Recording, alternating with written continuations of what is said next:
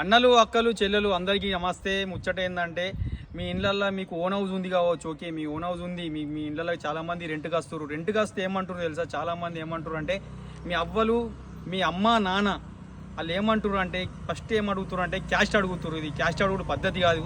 చాలామంది ఏంటంటే బాగా బాధపడుతున్నారు దీని గురించి. మీరు కొంచెం చెప్పుర్రి, మీకు కూడా తెలుసు కదా క్యాస్ట్ ఫీలింగ్ ఏం లేదు, క్యాస్ట్ గురించి అడగద్దు అని ముచ్చట మీరు చెప్పుర్రి. చాలామంది కరీంనగర్లో రెంట్కి పోదామంటే భయం అవుతుంది. ఫస్ట్ ఏమంటే బాపు మీది ఏ క్యాస్ట్, మెల్లగా మీది ఏ కులం మెల్లగా అడుగుతురు.